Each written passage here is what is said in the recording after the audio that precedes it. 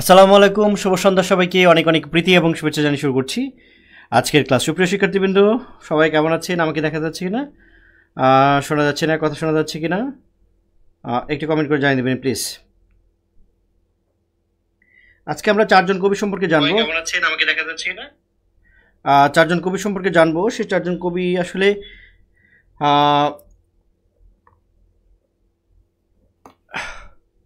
একেবারে রবীন্দ্রনাথ, নজরুল কিংবা জসিমউদ্দিন কিংবা জীবনানন্দ দাশ কিংবা পঞ্চপাণ্ডবদের মতো অত বড় কবি নন কিংবা অত শক্তিশালী কবি নন, কিন্তু তারপরও সেসব কবির কিছু কিছু জায়গা থেকে আমাদের পরীক্ষায় প্রশ্ন চলে আসে। তো সেই জায়গাগুলো আমরা খুব অল্প সময়ে আমরা চারজন কবি সম্পর্কে পড়ব। সোহানা কমেন্ট করেছেন, আসসালামু আলাইকুম স্যার। ওয়ালাইকুম আসসালাম। সোহানা কেমন আছেন? কমেন্ট করেছেন। আর আর আর যারা আছেন, কে কোথা থেকে দেখছেন একটু কমেন্ট করুন প্লিজ। আমাকে দেখা যাচ্ছে কিনা, সব কিছু ক্লিয়ার আছে কিনা। মাত্র 5 জন জয়েন করেছি আমরা। দীপা আক্তার, আসসালামু আলাইকুম স্যার। ওয়ালাইকুম আসসালাম। কেমন আছেন? হ্যাঁ দীপা, কেমন আছেন? আমি ভালো আছি, আপনি কেমন আছেন?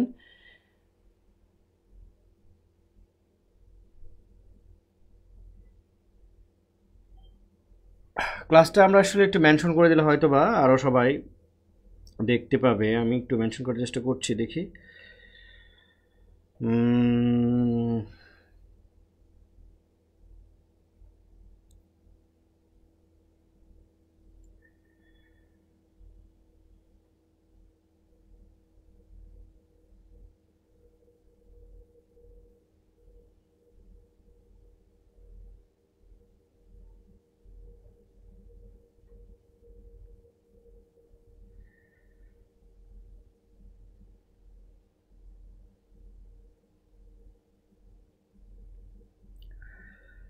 নাসরিন জাহান শিপা কমেন্ট করছেন। সরকার আদনান বলছেন জি স্যার, দেখা যাচ্ছে, থ্যাংক ইউ ভেরি মাচ।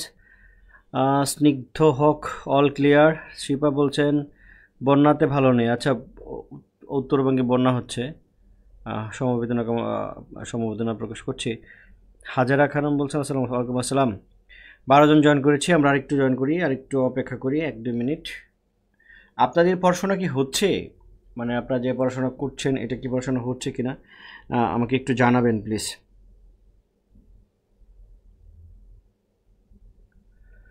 পড়াশোনা হচ্ছে কিনা একটু জানাবেন প্লিজ।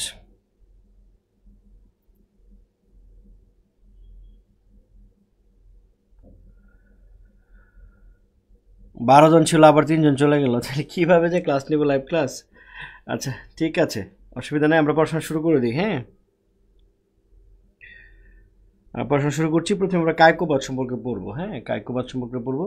কায়কোবাদ সবচেয়ে বড় যে ব্যাপারটা, যে কায়কোবাদ তিনি মাত্র অল্প বয়সে তিনি ঢাকায় ছিলেন। ঢাকায় তার বাড়ি, নবাবগঞ্জে। তো সেখানে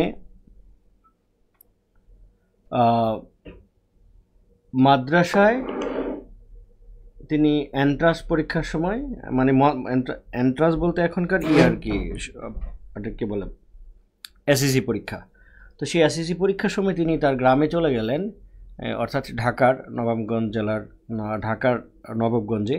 তো সেইখানে তিনি একটা পোস্ট অফিসে পোস্টমাস্টার হিসেবে চাকরিটা পান। পোস্টমাস্টার হিসেবে চাকরি পাইলে তিনি একদম সেই শব্দে ওখানে ছিলেন এবং স্বশিক্ষায় শিক্ষিত একজন মানুষ।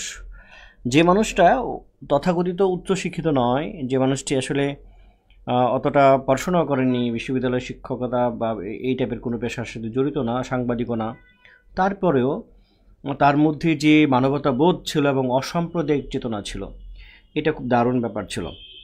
তার প্রকৃত নাম কিন্তু কাজেমাল কুরেশি এবং তার সাহিত্যিক নাম হচ্ছে কায়কোবাদ। কায়কোবাদ তার আসল নাম না।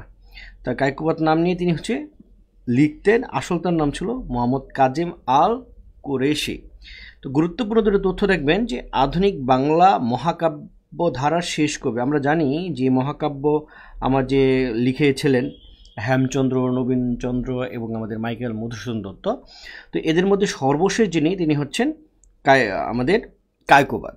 তো কায়কোবাদের যে মহাকাব্য আপনারা সবাই জানেন যে মহাশ্মশান, এটা প্রচুর আসে। এবং আধুনিক বাংলা সাহিত্যের প্রথম মুসলিম কবি। আধুনিক বাংলা সাহিত্য শুরু হয়েছে 1801 থেকে।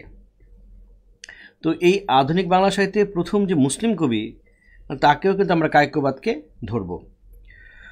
তো এই দুটো গুরুত্বপূর্ণ তথ্য আপনারা অবশ্যই জানবেন। তার প্রথম যে কাব্যগ্রন্থ মাত্র 13 বছর বয়সে এটা বিরহ বিলাপ এটা প্রকাশিত হয়েছিল, এবং তার অন্যান্য কাব্যগ্রন্থের মধ্যে যেগুলো আছে আপনারা পড়ার চেষ্টা করবেন। অশ্রুমালাটা খুব ইম্পর্ট্যান্ট। তারপরে যে দেখেন মহাশ্মশান, তো আমরা এটা পড়বো, এটার মধ্যে কী আছে আমরা গল্প বলবো।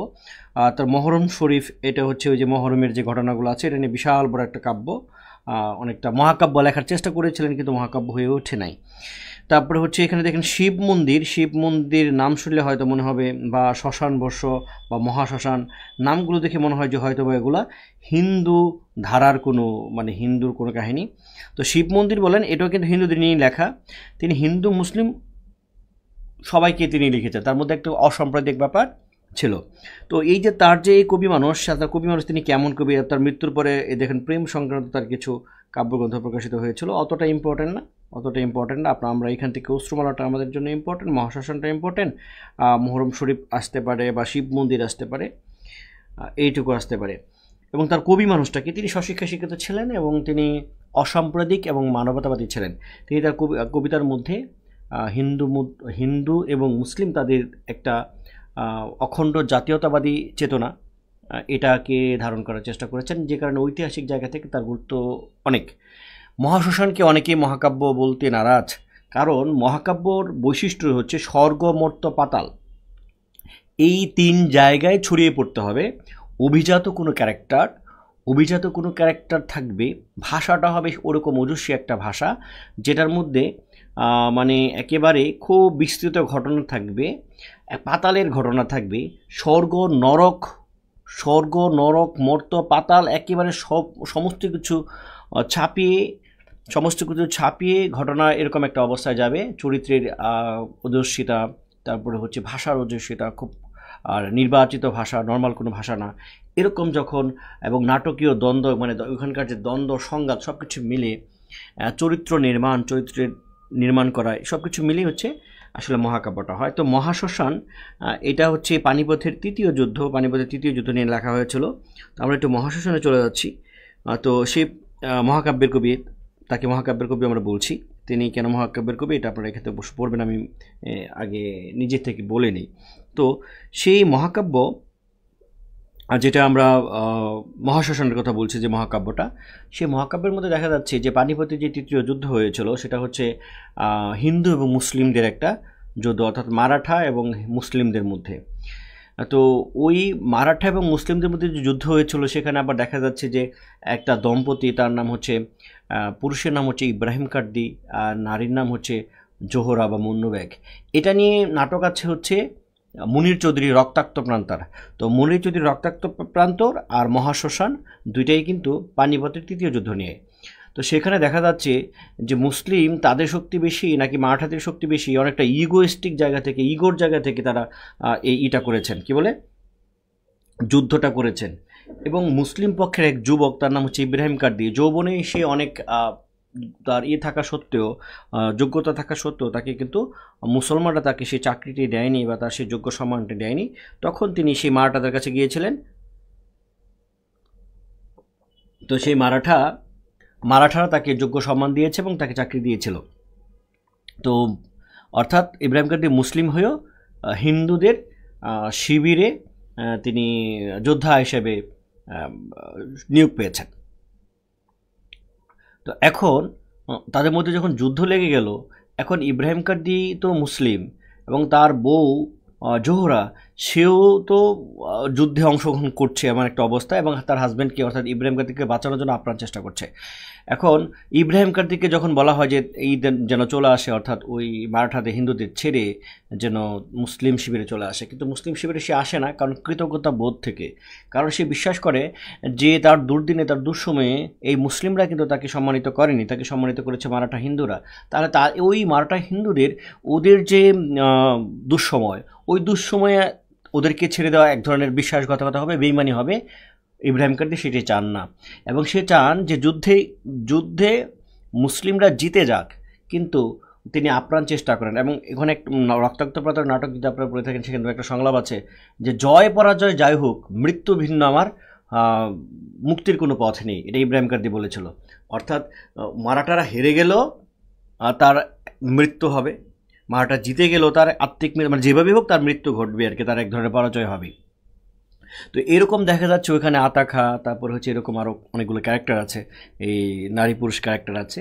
তো আমাদের কায়কোবাদ যেটা দেখাতে চান যে হিন্দু এবং মুসলিম এদের মধ্যে এক ধরনের অসাম্প্রদায়িক ব্যাপার দেখাতে চান, এবং তারা দেখাতে চান এই যে ইগো থেকে বা এই যে শক্তি পরীক্ষা করতে গিয়ে তাদের যে হিন্দু এবং মুসলিম কার শক্তি বেশি এটা পরীক্ষা করতে গিয়ে তারা যে যুদ্ধটা করলো, এই যুদ্ধতে আসলে মানুষের অন্তর রক্তাক্ত হয়েছে, ভারতবর্ষ ধ্বংস হয়েছে, সবার ক্ষয়ক্ষতি হয়েছে। তাহলে এই যে যুদ্ধ বিরোধী যে মনোভাব, মানবতার যে মনোভাব, এবং হিন্দু এবং মুসলিমরা যে এক জাতি এই চিন্তা করা, অর্থাৎ জাতীয়তাবাদী এই চিন্তাটা করা ওই ঔপনিবেশিক সময়ে, অর্থাৎ কি বলে যখন ইংরেজরা ছিল ওই সময় এই চিন্তাটা করা ওই চিন্তাটা করা কায়কোবাদের জন্য ছিল বড় একটা ঐতিহাসিক ঘটনা। যে কারণে আমরা ওই মহাশ্মশান কি সত্যিকারের মহাকাব্য হলো কি হলো না এই বিতর্ক থাকতে পারে, কিন্তু এই মহাকাব্যটির যে গুরুত্ব, এই মহাকাব্যের যে আবেদন, এইটা অবশ্যই স্বীকার্য এবং স্বীকার করতেই হবে। সেই জায়গা থেকে আমরা কায়কোবাদকে তার সেই যোগ্য স্বীকৃতিটুকু দিচ্ছি। তো সেই মহাশ্মশান যেহেতু তার বিষয়গত দিক থেকে একটা দারুণ একটা বিষয়, তো এই মহাশ্মশান থেকে আমাদের প্রশ্ন চলে আসতে পারে লিখিততে। তো মহাশ্মশান যদি প্রশ্ন যদি আসে তাহলে আমরা প্রথমে একটা ভূমিকা দিব, ভূমিকা দেওয়ার পরে এরকম আমরা মহাশ্মশানের পরিচয় দিব, পরিচয় দিয়ে আমরা আরও কথা বলবো, সমালোচনা কী বলছেন এগুলো বলবো, লাস্টে আমরা একটা কী দেবো, একটা উপসংহার দিব। এরকম যদি দিই আমাদের 5 নম্বর বা 6 নম্বরে যদি আসে তাহলে আমরা কিন্তু খুব ভালো একটা নম্বর পাবো। ঠিক আছে, এই হলো আমাদের মোটামুটি কায়কোবাদ। তাহলে কায়কোবাদের আরও কিছু ব্যাপার এখানে তার একটা আলোচিত আছে, কবিতা আছে আজান নামে, তারপরে হচ্ছে তার কিছু উপাধি দেওয়া হয়েছিল তাকে, এর মধ্যে হচ্ছে কাব্যভূষণ, বিদ্যাভূষণ, সাহিত্যরত্ন। এইগুলো আপনারা নিজেরা এই তথ্যগুলো মনে রাখার চেষ্টা করবেন। বিশেষ করে কাব্যভূষণ বা বিদ্যাভূষণ এটা কার চলে আসতে পারে।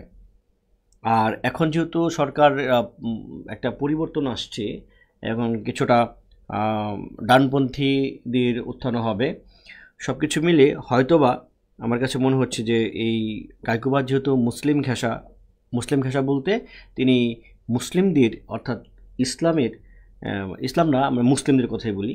তো আমাদের এই অঞ্চলের যে মুসলিমরা আছে এদেরকে উপরে তোলার জন্য, অর্থাৎ হারানো গৌরব, মুসলিমদের হারানো গৌরব ফিরে পাওয়ার জন্য তিনিও কলম ধরেছিলেন, যে কারণে তার ইসলাম ধর্ম সম্পর্কিত তার কিছু কাব্য আছে।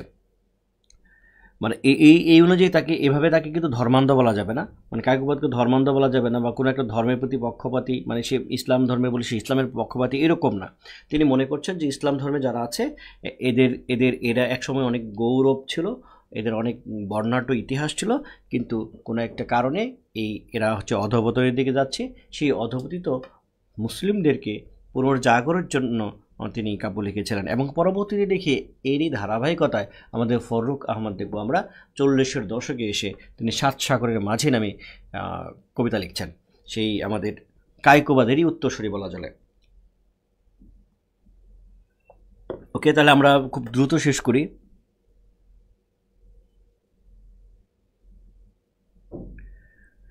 আসসালামু আলাইকুম স্যার, স্মার্ট বোর্ড ক্লাস কবে থেকে নেবেন? স্মার্ট বোর্ডে ক্লাস নিব। স্মার্ট বোর্ডের আগামীকালও আমাদের লোক যাচ্ছে হচ্ছে ঢাকায় বিভিন্ন ইকুইপমেন্ট কেনার জন্য। হ্যাঁ, এটা একটা কী বলে স্টুডিও সেট আপ করতে দেরি লাগে, হয়তো আরও 15 দিন লাগতে পারে স্টুডিও সব কিছু ঠিকঠাক করতে। আর স্মার্ট বোর্ড ছাড়া আমার কিন্তু এইভাবে ক্লাস নিতে ভালো লাগে, মানে এই সেট আপে আমার ক্লাস নিতে ভালো লাগে, স্মার্ট বোর্ডে আমার ভালো লাগে না। তো এখন মানুষ নাকি স্মার্ট বোর্ড পছন্দ করে, তো মানুষ নাকি বা অন্যটা বলতেছে স্মার্ট বোর্ড না হলে হবে না, এই সে এরকম বলতে, মানে আমার অন্যান্য যারা পার্টনার আছে তারা। এখন আমি দেখেছি যে স্মার্ট বোর্ডে যত ভালো ক্যামেরা হোক, যত কিছু হোক, মানে এই যে ইন্টারেক্টিভ যে আমার যে ট্যাব আছে, এই ট্যাবটা, মানে আমি যে ট্যাব দিয়ে ক্লাস নিচ্ছি, এই ট্যাবটা খুবই উন্নত মানের একটা ট্যাব।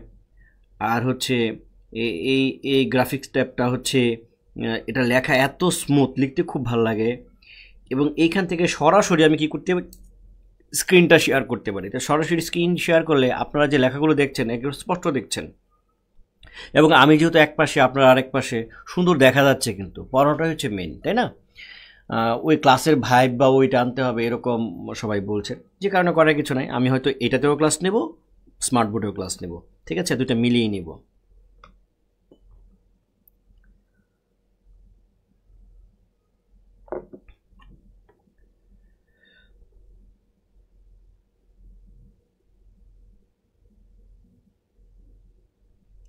নাসরিন জাহান শিপা, ব্যাকরণের ক্লাসগুলো যেভাবে লিঙ্ক দেওয়া আছে, সাহিত্যের ক্লাস লিঙ্ক দেওয়া আছে, আপনি গ্রুপে যাবেন, গ্রুপে গেলে ফ্রি চার্টে যাবেন, হ্যাঁ ফ্রি চার্টে ক্লিক করলে দেখবেন যে সবগুলো একসাথে আসছে, একটা এর মধ্যে দেয়া আছে। হ্যাঁ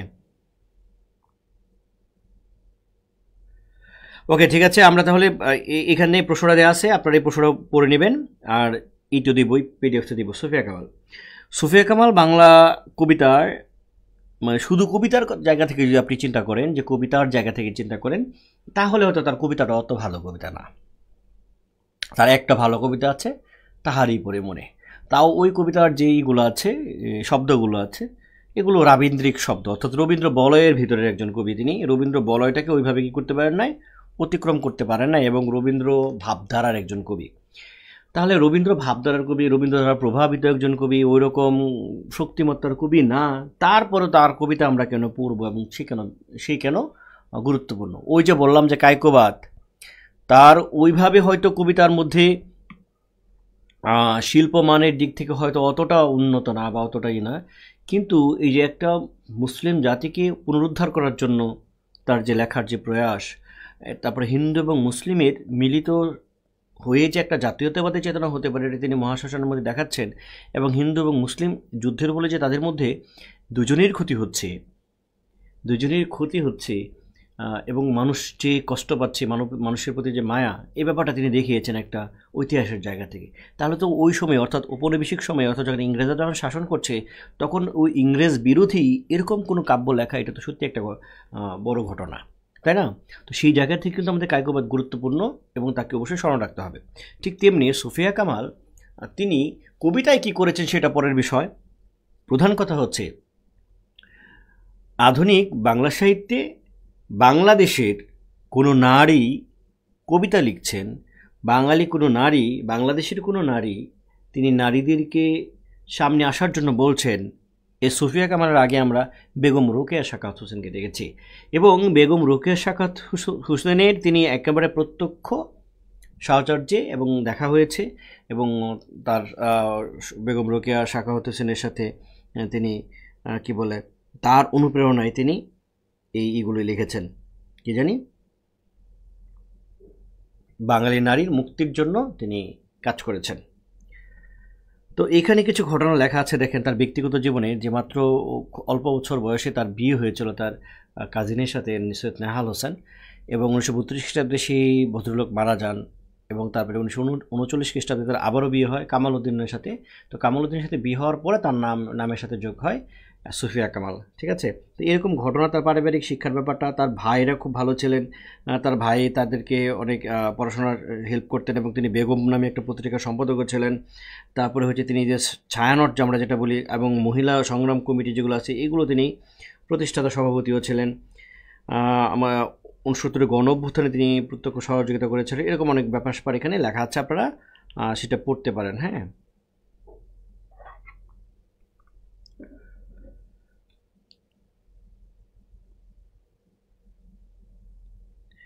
এটাতে ক্লাস ভালোই লাগে, তাই না? এটাতে ক্লাস আমারও ভালো লাগে, এটাতে ক্লাস নেওয়া মজা আছে। হুম, সর্বোচ্চ শক্তি দিয়ে পড়ানো যায়।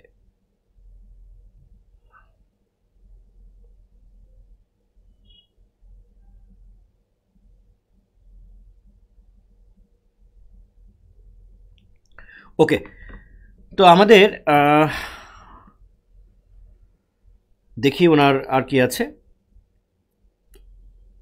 তাহলে তার মোট গ্রন্থ হচ্ছে 20টা। এখন আমি যে বলছিলাম যে রবীন্দ্র বলয়ের ভিতরে তিনি একজন কবি, তা এটা বলয়ের ভিতরে থাকার পরেও তার আমরা পড়ছি, কারণ ওই সময়ে যখন আমাদের সুফিয়া কামাল কবিতা লিখছেন, সুফিয়া কামাল যখন কবিতা লিখছেন, তখন তার পরিবারের লোকজন, মানে অর্থাৎ মুসলিমরা, তারা মনে করতেন যে বাংলা হচ্ছে হিন্দুদের ভাষা, ইংরেজি হচ্ছে খ্রিস্টানদের ভাষা, বাঙালি কোনো নারী বা মেয়ে বা বাঙালি মানুষ আসলে বাংলা পড়া দরকার নাই, তার চেয়ে উর্দু, ফার্সি বা এই ব্যাপারগুলো শিখতে হবে, আরবি শিখতে হবে, ব্যাপারগুলো শিখতে হবে। তো যে কারণে তার ফ্যামিলি থেকেও ওই রকম কোনো সাপোর্ট ছিল না, ভাই বা তার হাজব্যান্ড অনেক সাপোর্ট দিয়েছিলেন, এবং নারী মুক্তির কথা বলেছেন, নারী জাগরণের কথা বলেছিলেন, যে কথা তার আগে আরেকজন বলেছেন, বেগম রোকেয়া সাখাওয়াত হোসেন।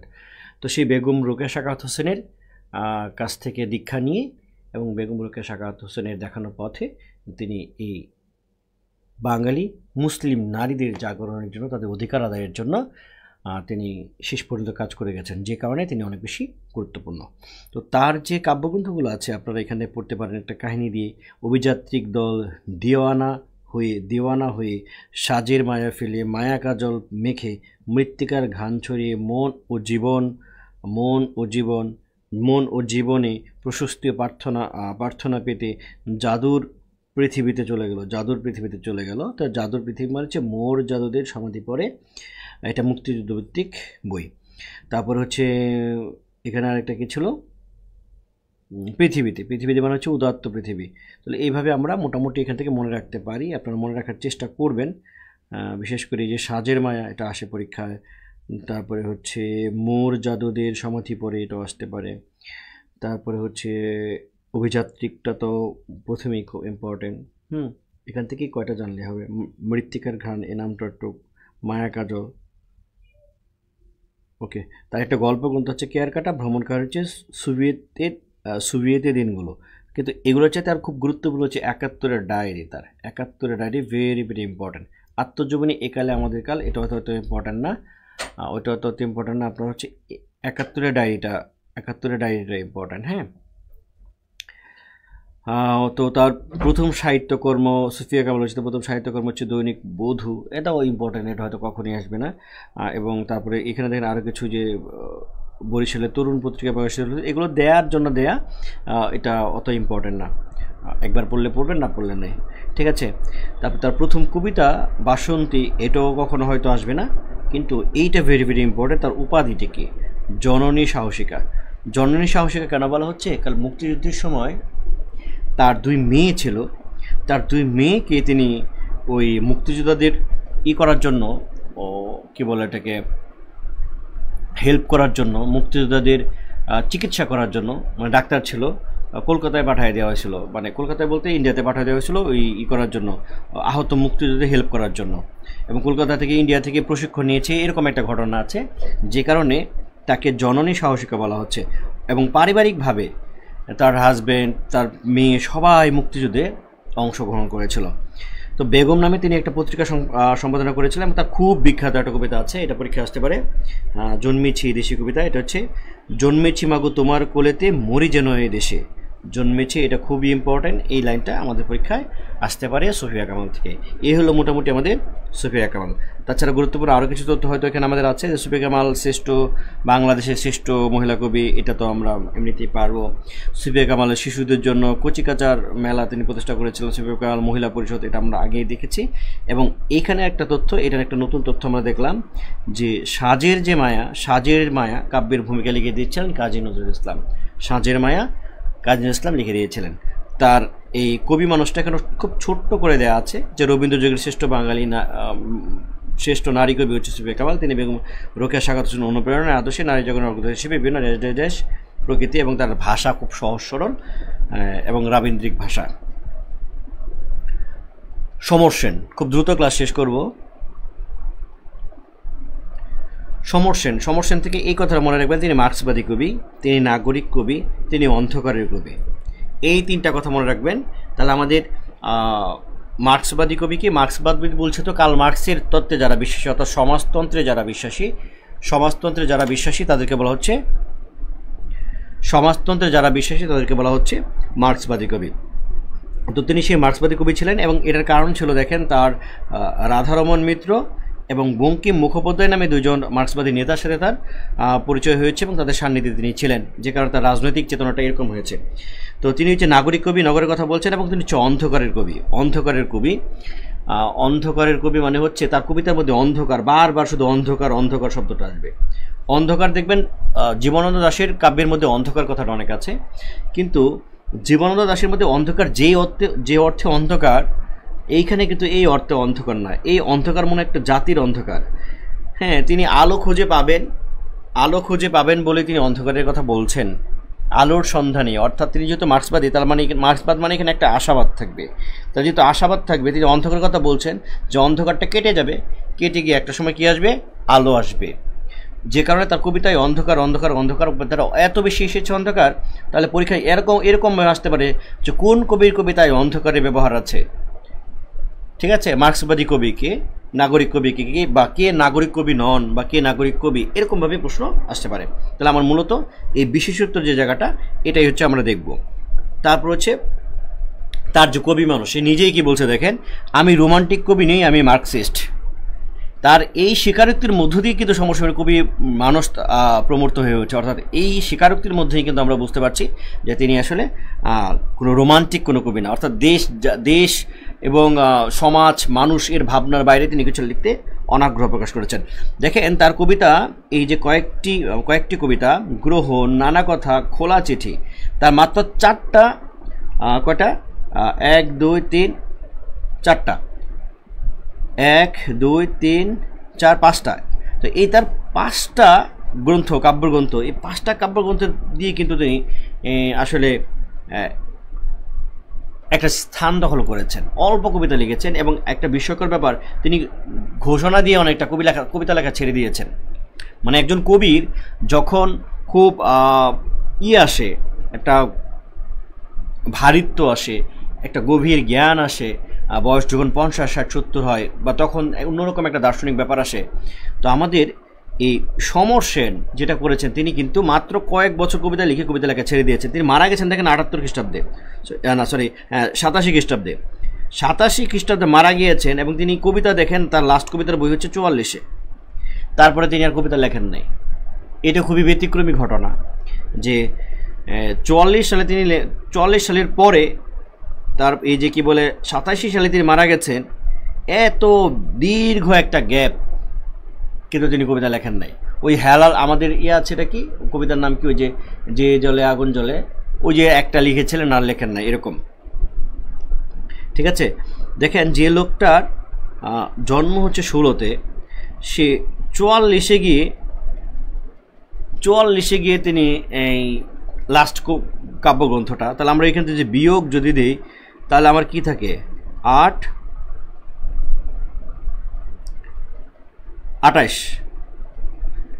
28 বছর বয়সে কেউ কেউ লেখা শুরু করেন। আমাদের জীবনানন্দ দাশের 1927-এ তার এই কি বলে প্রথম কাব্যগ্রন্থ বেরিয়েছে, আর তখন তার বয়স 28, আর সে ওই সময় ছেড়ে দিয়েছে। তাহলে এরকম ব্যতিক্রমী ঘটনা খুব কম আছে। যেই সময় মানুষ কাব্য লেখা শুরু করেন, লেখালেখি শুরু করেন, 40 বছর বয়সে হচ্ছে একটা ভারিত্ব আসে, বা একটা পূর্ণতা আসে, মানসিক একটা স্থিরতার মধ্যে আসে। এবং ওই 40 বছর বয়স হয়ে গেলে মানুষের মধ্যে সবচেয়ে তার মেধার সবচেয়ে বড় পরিচয়টা নাকি 40 হওয়ার পরে এই মানে লেখকদের ক্ষেত্রে বেরিয়ে আসে। এবং টাকা পয়সা ইনকাম, এটাও বয়স যখন মানুষের নাকি 40 হয়, তখন হচ্ছে মানুষের ওই টাকা পয়সা হাতে আসে, মানে একটা টাকা পয়সা হাতে আসে 40 বছর বয়স হলে। তো ওই তিনি যখন পরিণত হলেন, তখনই কিন্তু তিনি আসলে লেখালেখি ছেড়ে দিয়েছেন। তো এখান থেকে আপনারা যেটা মনে রাখবেন, বাবু বৃত্তান্ত, এটা একটু মনে রাখতে পারেন। আর এখান থেকে এই কয়টা মনে রাখলেই চলবে, আর লাগবে না। আর ওখানে যে আমি 3টা কথা বলছিলাম, সুকান্ত ভট্টাচার্য অনেক গুরুত্বপূর্ণ, তারটা মনে রাখতেই হবে। এবং এইখানেও আরেকজন কবি, মানে তিনি অবশ্য শারীরিকভাবে মারা গিয়েছিলেন। আর সমর সেন তিনি মারা গিয়েছিলেন হচ্ছে মানসিকভাবে, বা কবিতা থেকে তিনি দূরে চলে গেছে, ওইভাবে তিনি মারা গিয়েছেন। কিন্তু আমাদের এই কবিতা সুকান্ত ভট্টাচার্য, তিনি কিন্তু সত্যি সত্যি মারা গিয়েছিলেন যক্ষা রোগে। মাত্র 21 বছর বয়সে তিনি দেখেন কি কি লিখেছেন। তার এই কাহিনীটা এখানে দেওয়া আছে, তার কবি মানুষটা দেওয়া আছে। এবং তিনি একজন মার্ক্সবাদী কবি, তিনিও মার্ক্সবাদী কবি। দেখেন আমার সমর সেন মার্ক্সবাদী কবি, সুকান্ত মার্ক্সবাদী কবি।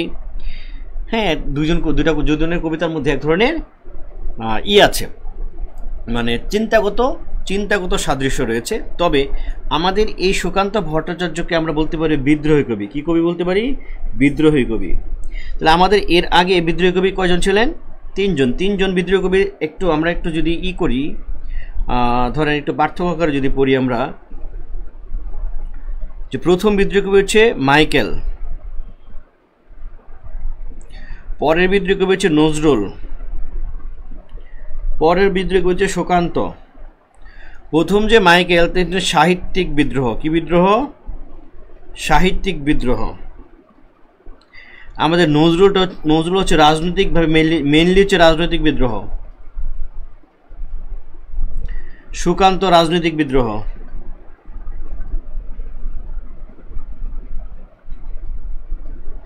দেখেন মাইকেল হচ্ছে একেবারে সাহিত্যিকভাবে, অর্থাৎ সাহিত্যটাকে কেমন হবে, মহাকাব্য, নাটক, ট্র্যাজেডি, প্রহসন, অমিত্রাক্ষর, ছন্দ, এরকম সমস্ত সাহিত্য নিয়ে তিনি করেছিলেন, কি বলে, বিদ্রোহ করেছিলেন। এই জন্য বাংলা সাহিত্যের প্রথম বিদ্রোহ করেছে মাইকেল মধুসূদন দত্ত। আর নজরুল তিনিও বিদ্রোহ করেছেন, তিনি হচ্ছে দ্বিতীয় বিদ্রোহ কবি। প্রথমটা হচ্ছে মাইকেল, তৃতীয় আমরা বলতে পারি হচ্ছে সুকান্তকে। তো এই নজরুল তিনি রাজনৈতিক বিদ্রোহ, অর্থাৎ এই ভারতবর্ষের মুক্তির জন্য, ভারতবর্ষের স্বাধীনতার জন্য, হিন্দু বৌদ্ধ মুসলিমকে এক করার জন্য, সাম্প্রদায়িক বিভেদ দূর করার জন্য তিনি বিদ্রোহটা করেছেন মেনলি। তো সুকান্ত সেম কাজ করেছেন, তিনিও কিন্তু ওই সাহিত্য নিয়ে বিদ্রোহ করতে চান নাই, তিনিও রাজনৈতিক বিদ্রোহ। কিন্তু এই সুকান্ত এবং নজরুলের মধ্যে একটা সূক্ষ্ম পার্থক্য আছে। কি পার্থক্য আছে? সূক্ষ্ম পার্থক্যটা আমি এখানে লিখছি। নজরুলের যে বিদ্রোহ, এটা তার নিজস্ব কবি কল্পনায় রঙিন।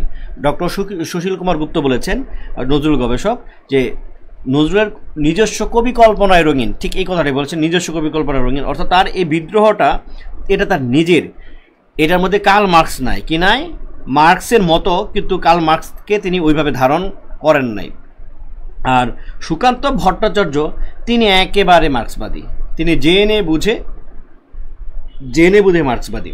অর্থাৎ আমার নজরুল রাজনৈতিক কবি, রাজনৈতিকভাবে বিদ্রোহ করেছেন, সুকান্ত রাজনৈতিকভাবে বিদ্রোহ করেছেন, কিন্তু নজরুলের বিদ্রোহটা বা তার যে সাম্যবাদ, নজরুল যে সাম্যের কথা বলেন, নজরুল যে বিদ্রোহের কথা বলেন, এটা মেনলি হচ্ছে ভারতবর্ষকে মুক্ত করার জন্য। যে কারণে এটার মধ্যে মার্ক্সবাদী সাহিত্যের বৈশিষ্ট্য আছে। মার্ক্সবাদী সাহিত্যের বৈশিষ্ট্যটা হচ্ছে শোষকদের বিরুদ্ধে আন্দোলন, সংগ্রাম, নির্যাতনের বিরুদ্ধে, অর্থাৎ শোষকদের নির্যাতনের বিরুদ্ধে আন্দোলন সংগ্রাম করা, প্রতিবাদ করা, আশাবাদী কথা বলা এবং গণমানুষের দুঃখ দুর্দশা এগুলোকে তুলে ধরা। এটা হচ্ছে কার্ল মার্ক্সের মার্ক্সবাদী সাহিত্য। তো আমাদের নজরুলের মধ্যে কিন্তু তিনি কিন্তু গণমানুষের পক্ষে বলেছেন, তারপরে দেশের স্বাধীনতার কথা বলেছেন, সাম্প্রদায়িক বিভেদের কথা বিভেদকে রুখে দিতে বলেছেন, সাম্যবাদী কথা বলেছেন, সবই ঠিক আছে, সব মিলে যাচ্ছে হচ্ছে মার্ক্সবাদের সাথে। কিন্তু মার্ক্সবাদের আবার আরেকটা ব্যাপার আছে, যে মার্ক্সবাদী তিনি হতে হবে, ওনাকে ওখানে জয়েন করতে হবে, অ্যাক্টিভিস্ট হতে হবে। কিন্তু আমাদের নজরুল কিন্তু ওই মার্ক্সবাদী অ্যাক্টিভিস্ট না, তিনি যেটা বুঝতেন ওইভাবে তিনি কি করেছেন, লিখেছেন। যে কারণে আমরা সুকান্তকে বলছি মার্ক্সবাদী কবি, কিন্তু আমাদের নজরুল কিন্তু মার্ক্সবাদী কবি না। তো সুকান্ত হচ্ছে মার্ক্সবাদী কবি, এবং মার্ক্সবাদের কথা আরেকটা ব্যাপার, এটা হচ্ছে পৃথিবীব্যাপী, একদম পৃথিবীব্যাপী, বিশ্বব্যাপী, পৃথিবীব্যাপী, আর এটা শুধু ভারত। নজরুলের টোটাল চিন্তাটা ছিল নজরুল হচ্ছে ভারতকে নিয়ে, আর আমাদের সুকান্তর চিন্তা হচ্ছে শুধু ভারত না, পৃথিবীর যে কোনো জায়গায় নির্যাতিত, নিপীড়িত, সুবিধা বঞ্চিত মানুষ থাকলেই তাদের পক্ষে কথা বলতে হবে এবং নির্যাতকের বিরুদ্ধে, শোষকদের বিরুদ্ধে কথা বলতে হবে। অর্থাৎ কার্ল মার্ক্সের একটা আন্তর্জাতিক ব্যাপার, পুরো বিশ্বব্যাপী একটা ব্যাপার, আর নজরুলের একটা আন্তর্জাতিক ব্যাপার না, তিনি শুধু ভারতকে নিয়ে, ভারতের মুক্তির কথার জন্য তিনি বলেছিলেন। কিন্তু আমাদের সুকান্ত হচ্ছে পুরো পৃথিবীর মুক্তির জন্য বলছেন। আশা করি কিছুটা বুঝতে পেরেছেন।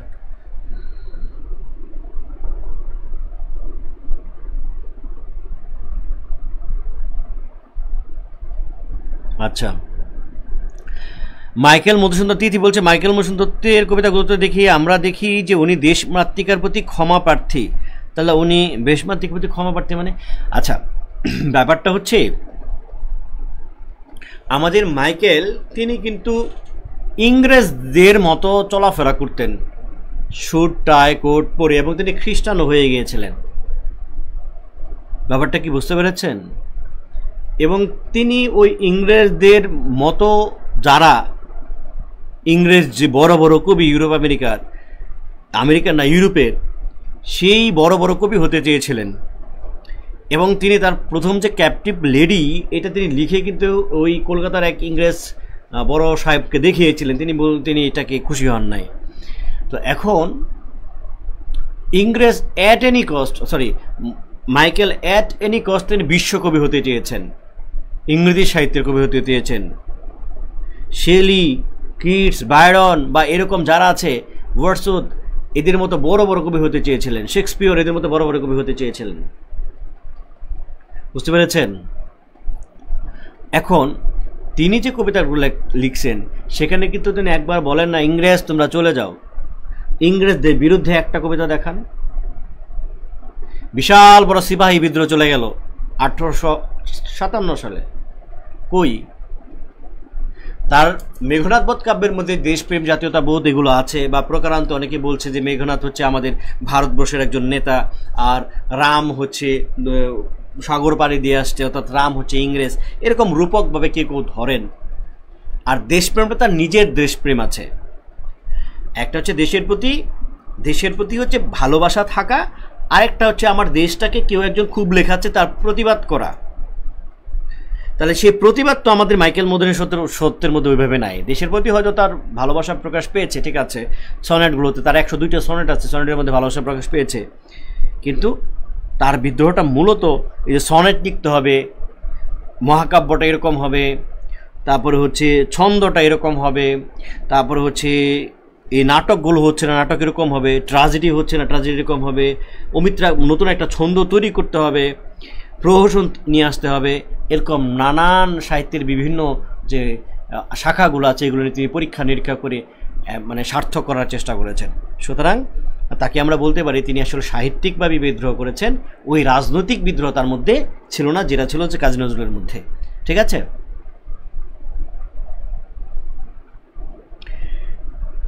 তিথি কি বুঝতে পেরেছেন?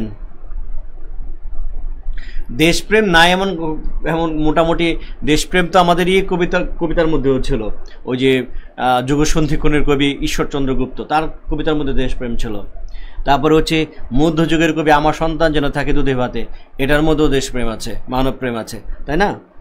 ওকে, তাহলে আমরা আগাই দেখি আর কি আছে। আর তো কিছু নেই, আমাদের ক্লাসটা আসলে শেষ। তো আপনারা বুঝতে পেরেছেন কিনা আমাদের এখান থেকে আর কি কি আসবে? আমাদের সুকান্ত ভট্টাচার্যের যে কাব্যগুলো আছে এগুলো আমরা একটু জানার চেষ্টা করব, বিশেষ যে ছাড়পত্র, এবং তার কিছু কবিতা আছে গুরুত্বপূর্ণ। আপনারা জানেন যে 18 বছর বয়স, তারপরে হচ্ছে এ বিশ্বকে শিশুর বাসযোগ্য করে যাব আমি, নবজাতকের কাছে আমার দৃঢ় অঙ্গীকার, তা ক্ষুধা রাজ্যে পৃথিবী গদ্যময়, পূর্ণিমার চাঁদ যেন ঝলসানো রুচি, উক্তি এখান থেকে কিছু উক্তি আমরা পড়ব। কোন কোন উক্তি? 18 বছর বয়সকে 218 বছর যে কবিতাটা ওইটা। তারপরে দুর্মর নামে একটা কবিতা আছে, হিমালয় থেকে সুন্দরবন হঠাৎ বাংলাদেশ কেঁপে ওঠে পদ্মার উচ্ছ্বাসে, জ্বলে পড়ে মরে ছাড়খাড় তবু মাথা নোয়াবার নয়, ওই কবিতাটা ইম্পর্টেন্ট কবিতা। তারপরে হচ্ছে ওই লাইনটা ইম্পর্টেন্ট। তারপরে হচ্ছে কী বললাম, ক্ষুধার রাজ্যে পৃথিবী গদ্যময়, পূর্ণিমার চাঁদ যেন ঝলসানো রুটি, এই লাইনটা হচ্ছে ইম্পর্টেন্ট। তারপর হচ্ছে এ বিশ্বকে শিশুর বাসযোগ্য করে যাব আমি, নবজাতকের কাছে আমার দৃঢ় অঙ্গীকার।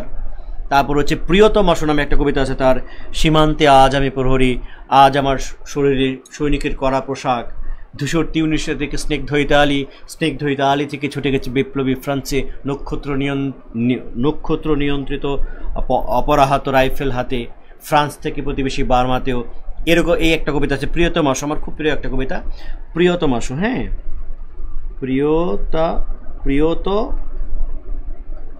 প্রিয়তমাসু এরকম মনে বানানটা, বা মেসু বলে গেছি, প্রিয়তমাসু। তো এই কবিতাটা আপনারা এখান থেকে খুব গুরুত্বপূর্ণ কবিতা। তো তার উক্তিগুলো তাহলে আমি অ্যাড করে দিব না, তার গুরুত্বপূর্ণ কিছু উক্তি আছে, এবং তার ছোট ছোট কিছু কাব্যগ্রন্থ আছে। দেখেন তার কবিতার নাম হচ্ছে দেশলাই। তার কবিতার নাম কি? দেশলাইয়ের কাজ কি? একটা ছোট্ট একটা কি করা, এই ছোট্ট একটা যদি এভাবে আপনি স্পার্ক করেন তাহলে এটা কি হবে, আগুন জ্বলে যাবে, কিন্তু সে একটা দেশলাইয়ের কাঠি সে পুরো পৃথিবীকে জ্বালিয়ে দিতে পারে। তো এটা হচ্ছে আসলে মার্কসিস্ট বা কমিউনিস্টদের কথা, যে আমরা ছোট্ট থেকে কিন্তু যদি আমরা জ্বলে উঠি তাহলে পুরো দেশটা, পুরো পৃথিবীটা জ্বালিয়ে দিতে পারবো। তার কবিতার নাম হচ্ছে সিঁড়ি। তো সিঁড়ি মানে হচ্ছে সাধারণ মানুষ। সিঁড়ি কথা বলছে যে তোমরা মানে সিঁড়ি বলতেছে যে আমাকে তোমরা মারিয়ে তোমরা উপরে ওঠো, কিন্তু আমি যদি সরে যাই তাহলে কিন্তু তুমি শেষ। তাহলে সিঁড়িটা হচ্ছে গণমানুষ, সাধারণ মানুষ, শ্রমিক যারা আছে।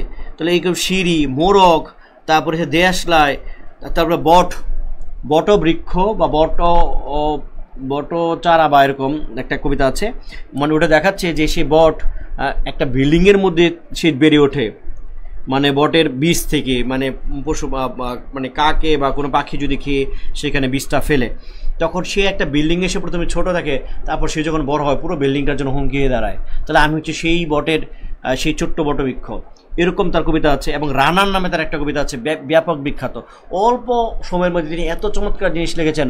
রানার ছুটেছে চলে রানার, তাই রুমঝুম ঘন্টা বাজে রানার, ওই ডাকর করা নিয়ে যায় রানার। তো এরকম বেশ কিছু কবিতা অনেক জনপ্রিয়, আপনারা জানেন, আশা করছি আপনারা ওইগুলো পারবেন। ঠিক আছে, বাংলাবিদ সাহিত্যটা, তো এই সাহিত্যটা আমি নিজেই করব, তো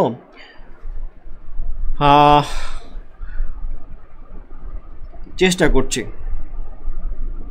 সারাক্ষণে আমি কাজ করি, আসলে অসুস্থ থাকি, তো এখন ওই অসুস্থতা মানে সুস্থ হওয়ার জন্য আমি একসাথে অনেকগুলো ওষুধ সেবন করছি। আমার টেবিলের পাশেই আছে ওষুধ, ইনহেলার আছে, স্প্রে আছে, ইঞ্জেকশন দিচ্ছি, তারপরে হচ্ছে ম্যানথলে ভাপ নিচ্ছি, অনেকগুলো ওষুধও খাচ্ছি, মাঝখানে অ্যান্টিবায়োটিক, শুরুতে অ্যান্টিবায়োটিক খাওয়া হলো, সব কিছু মিলিয়ে খুবই ক্লান্তি লাগে আর কি। চেষ্টা করবো যত দ্রুত সম্ভব আনা যায়। হ্যাঁ,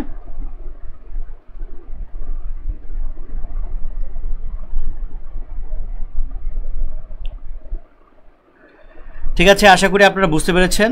সুকান্ত ভট্টাচার্য খুবই গুরুত্বপূর্ণ। তাহলে আমাদের আজকের এখান থেকে কম গুরুত্বপূর্ণ হচ্ছে সমর সেন। সমর সেন থেকে শুধু অন্ধকারের কবি, মার্কসিস্ট কবি, আর হচ্ছে নাগরিক কবি, এই কথাগুলো মনে রাখলেই হবে।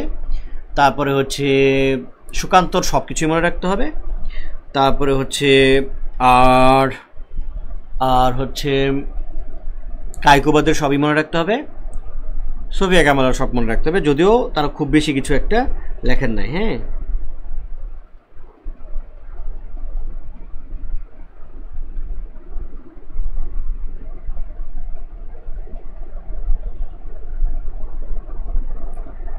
ঠিক আছে, তাহলে ভালো থাকবেন, সুস্থ থাকবেন। আজকের মতো ক্লাস শেষ করে দেই।